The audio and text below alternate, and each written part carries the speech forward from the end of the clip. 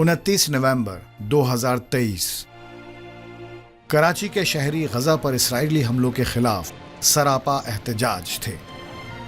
शारा कायदीन पर होने वाली इस रैली में सहाफ़ी, दानिश्वर, फनकार, वकील और दीगर शोबों से ताल्लुक़ रखने वाले शहरी गजा के हज़ारों बच्चों, औरतों और बुज़ुर्गों की शहादत पर अपने गम और गुस्से का भरपूर इजहार करते नजर आए।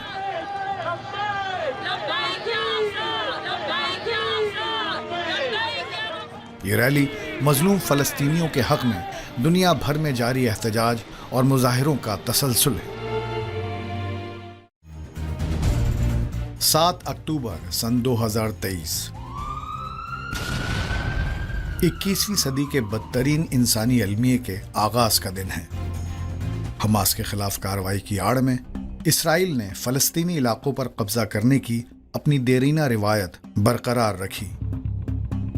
हजारों मासूम फ़लस्तीनी बच्चों, औरतों और बुजुर्गों की जान लेकर इसराइल ने दुनिया भर की अक़वाम को फ़लस्तीनियों के हक़ में सड़कों पर निकल आने पर मजबूर कर दिया है। लोग तो बाहर निकले हैं सड़कों पर, लेकिन अभी सूरत हाल को पता नहीं कितना बिगड़ना है कि इससे पहले कि वाशिंगटन और तल अवीव और यूरोपियन कैपिटल्स और ह्यूमैनिटेरियन ऑर्गेनाइजेशंस कहें कि बस हद हो गई। कि इसराइल ने जो भरपूर हमला किया गजा पे, जो अभी भी जारी है, और अब इस जुल्म व सितम पर खामोश रहने वाले मगरबी रहनुमाओं की सोच भी बदलती हुई महसूस हो रही है। 19वीं सदी का निस्फ गुजर जाने के बाद खास तौर पर बर्रे आज़म यूरोप में सेहूनियत के प्रचार के खिलाफ फिक्र का वाज़े तौर पर आगाज होता दिखाई देता है। यहूदी और गैर यहूदी अनासिर के दरमियान मजहबी, नस्ली और तारीखी तनाजुर में फासले बढ़ते जा रहे थे। साल 1896 में हंगरी से ताल्लुक़ रखने वाले सहाफ़ी और ड्रामा नवीस थियोडोर हर्ज़ल ने न सिर्फ सेहूनियत के नारों को फ़रोग़ दिया, बल्कि यूरोप के तमाम यहूदी बाशिंदों को फ़लस्तीन हिजरत कर जाने के मजहबी फ़लसफ़े को सियासी तहरीक में भी बदलने की कोशिश की। हर्डल साहब ने जो है ये फ़लसफ़ा दिया, ये उसी को एक्सप्लॉइट करते हुए दिया।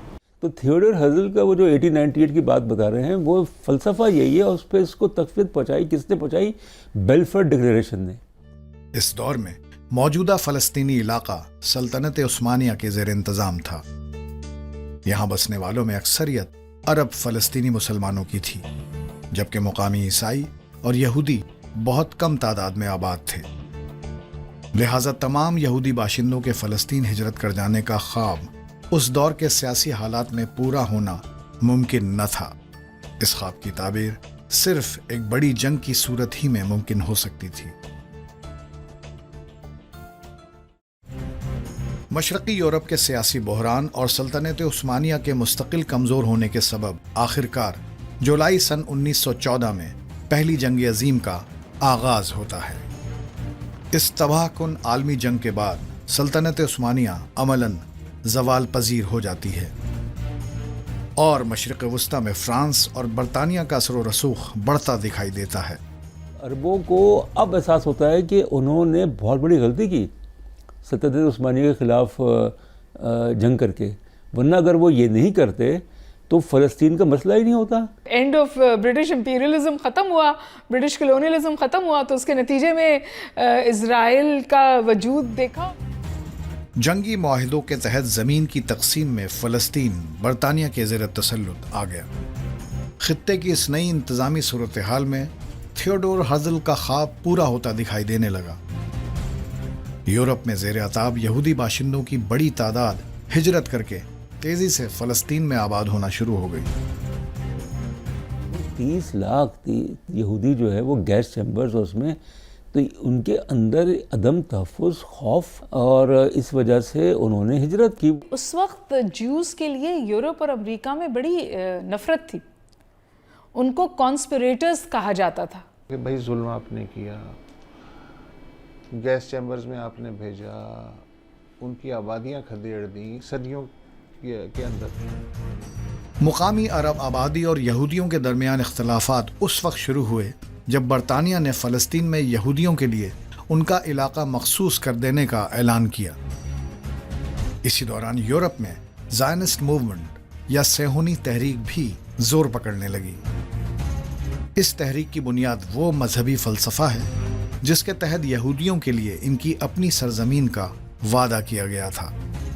اس فلسفے پر خود یہودیوں میں آج بھی اختلاف پایا جاتا ہے۔ صہیونیت کی جو کا نظریہ ہے یا تحریک ہے وہ یہ ہے کہ یہودی ایک قوم ہے اور ان کا ایک علیحدہ ملک ہونا چاہیے۔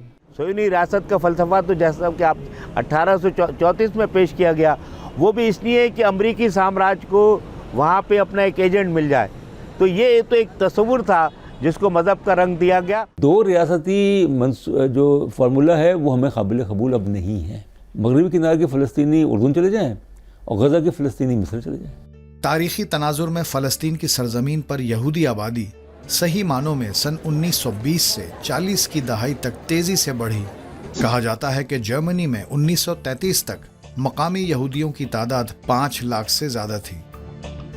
نازی جرمن آمریت کے پہلے 6-7 برسوں میں شدید ظلم و ستم سہنے کے بعد اس یہودی آبادی کا آدھے سے زیادہ حصہ جرمنی چھوڑ گیا۔ نازیوں نے اس عرصے میں جرمن یہودیوں پر سماجی، اقتصادی اور فرقے وارانہ بنیادوں پر ظلم و ستم کے پہاڑ توڑ ڈالے، یہاں تک کہ ہزاروں یہودی حراستی کیمپوں میں قید کر دیے گئے۔ ان کیمپوں میں قید ان گنت یہودیوں پر جسمانی اور ذہنی تشدد کیا گیا، ان پر سائنسی اور طبی تجربات بھی کیے گئے۔ ان حالات کو بہت سے مبصرین ہولوکاسٹ کے نام سے یاد کرتے ہیں۔ ان حالات سے بچنے کے لیے یہودیوں کے فلسطین پہنچنے کی رفتار میں تیزی سے اضافہ ہوا، لہٰذا برطانوی انتظامیہ اور مقامی عربوں کے درمیان اختلافات شدت اختیار کر گئے۔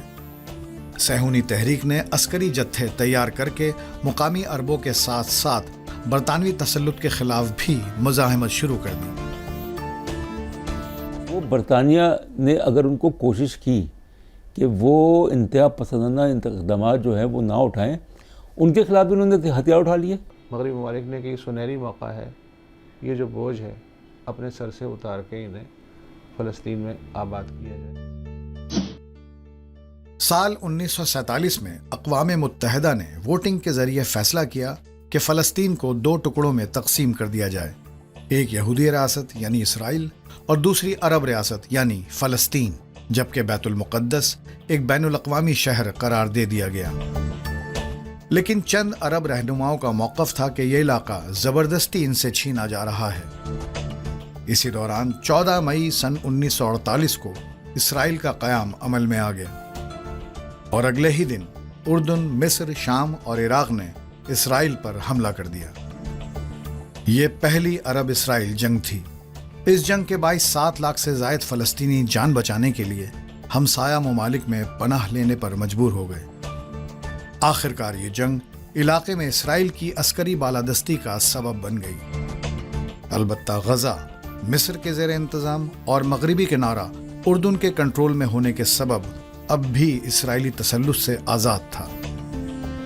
آج کا اسرائیل فلسطین تنازع بظاہر اسی جنگ کے نتائج سے جڑا ہوا ہے۔ سال 1967 میں اسرائیل اور عرب علاقائی معاہدے کے بعد بھی فلسطینی علاقوں پر اسرائیلی قبضے کے سبب جھڑپوں کا سلسلہ جاری رہا۔